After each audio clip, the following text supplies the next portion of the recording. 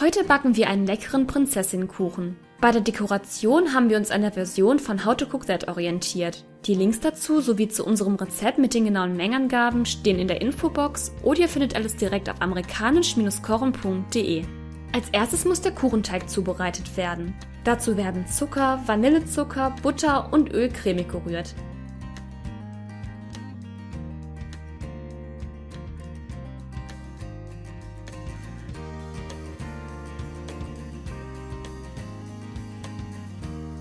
Danach kommen Eier dazu und werden gut mit der Buttermasse verrührt.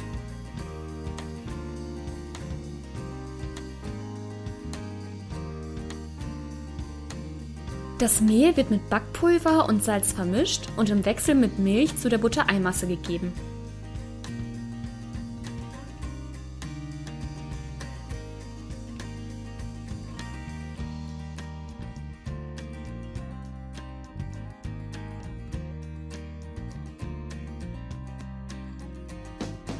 Damit der Kuchen später auch die richtige Form hat, wird ein Teil des Teiges in einer hitzebeständigen Schüssel gebacken. Um sicherzustellen, dass der Kuchen sich später aus der Schüssel lösen lässt, wird sie dünn mit Öl eingefettet und mit Paniermehl ausgestreut. Wenn sich alle Zutaten verbunden haben, wird der Teig gleichmäßig in einer Springform und der Schüssel verteilt. Wenn ihr wollt, könnt ihr den Teig noch einfärben. Im vorgeheizten Backofen wird das Ganze dann bei 170 Grad Ober-Unterhitze für ca. 50 Minuten gebacken. Nach dem Backen lasst ihr den Kuchen 15 Minuten in der Form abkühlen und setzt ihn danach ohne Form auf ein Kuchengitter oder Backrost, wo er komplett abkühlen muss. Wenn es soweit ist, kann es mit der Buttercreme weitergehen. Dazu wird weiche Butter mit Salz cremig aufgeschlagen. Im nächsten Schritt kommt portionsweise gesiebter Puderzucker dazu und zum Schluss etwas Zitronensaft. Das Ganze schlagt ihr dann 1 Minute auf höchster Stufe auf.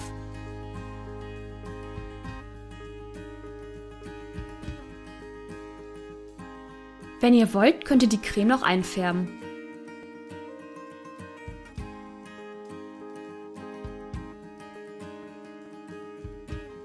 Nach dem Abkühlen legt ihr die beiden Kuchenhälften aufeinander, sodass die Kuppel nach oben zeigt und bringt sie schon mal grob in die Form eines Kleides.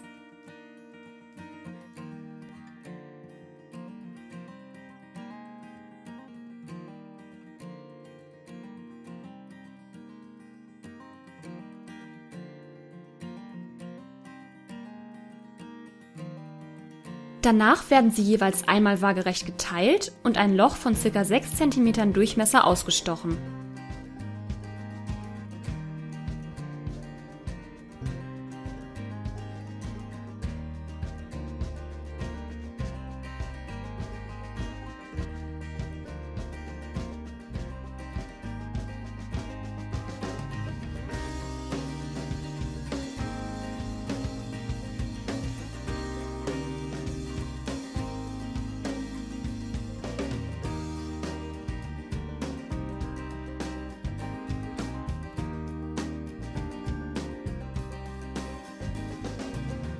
Um zu verhindern, dass die Torte verrutscht, wird etwas Buttercreme auf einer Tortenpappe verteilt und der unterste Boden darauf gesetzt.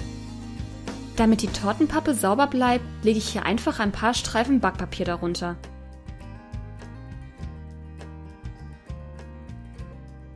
Anschließend wird jeweils eine dünne Schicht Buttercreme auf dem Kuchen verteilt und der nächste darauf gesetzt.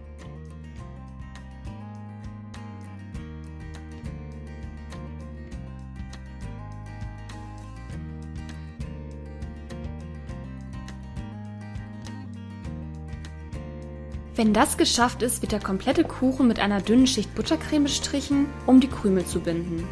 So muss er dann für eine halbe Stunde in den Kühlschrank. Nach dieser Zeit kommt eine zweite Schicht der Creme darauf. Mit einem Stückchen Backpapier lässt sie sich sehr gut glätten.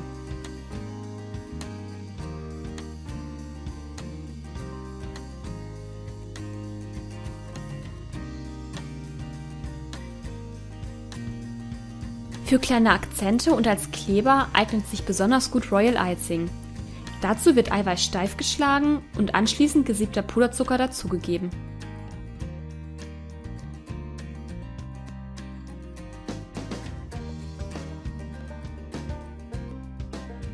Für den Unterrock bzw. Petticoat wird weißer Fondant ausgerollt und ein ca. 8 cm breiter Streifen zugeschnitten.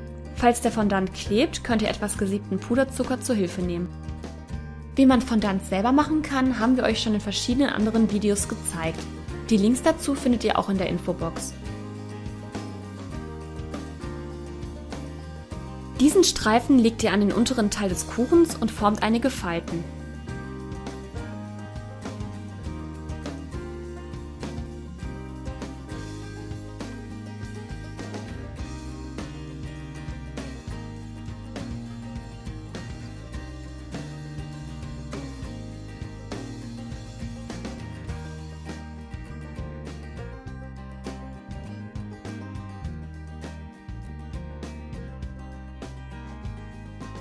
Die obere Kante wird etwas angedrückt.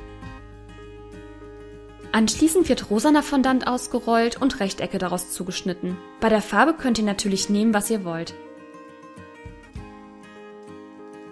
Diese Stücke werden ebenfalls auf den Kuchen gelegt und leicht angedrückt. Achtet aber darauf, ein paar Falten einzuarbeiten, damit der Fondant wie Stoff aussieht.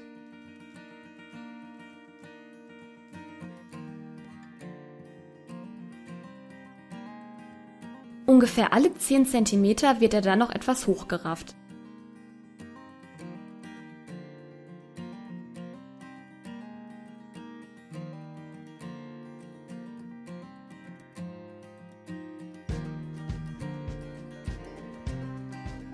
Das Kleid wird noch mit ein paar weißen Blüten verziert. Die könnt ihr kaufen oder ganz einfach aus Fondant selber machen. Wie das geht, seht ihr hier.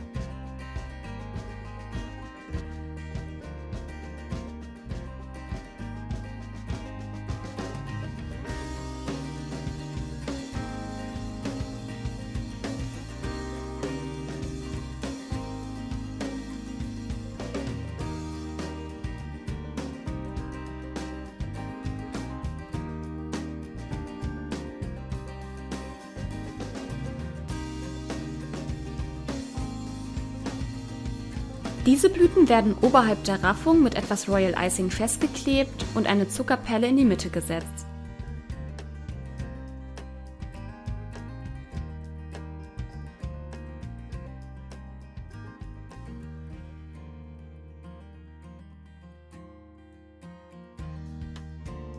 Für das Oberteil der Prinzessin wird etwas rosaner Fondant ausgerollt und grob zurechtgeschnitten.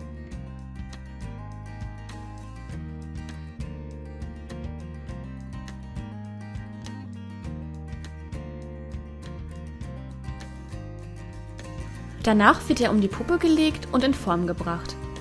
Damit die Puppe nicht mit dem Kuchen in Berührung kommt, sollten die Beine mit Frischhaltefolie eingeschlagen werden.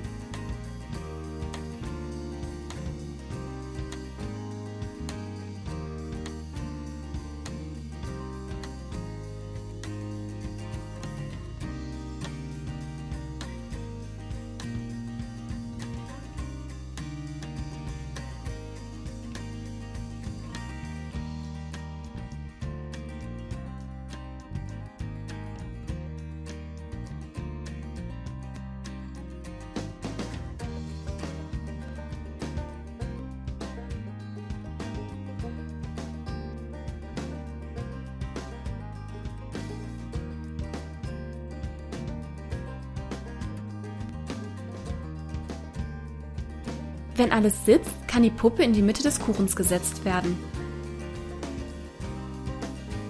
Um den unschönen Übergang zu verdecken, könnt ihr noch etwas Fondant zurechtschneiden.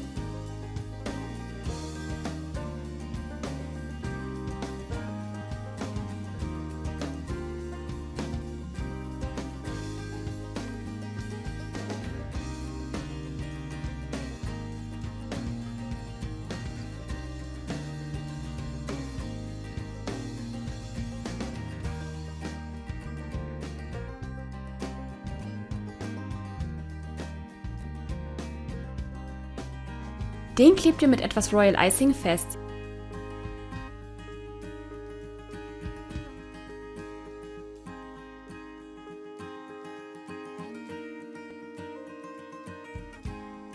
Ganz zum Schluss könnt ihr den Kuchen noch mit etwas Royal Icing und Blüten verzieren. Danach ist euer Prinzessin-Kuchen fertig.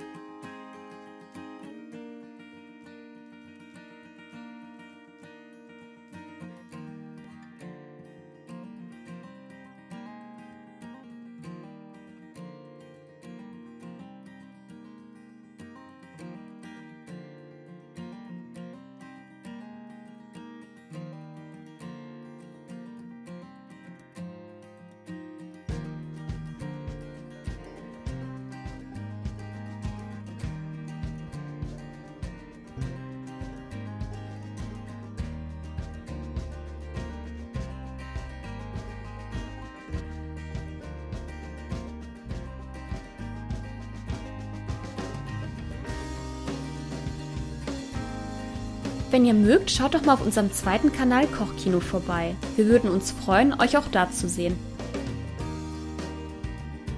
Wir wünschen euch ganz viel Spaß beim Ausprobieren.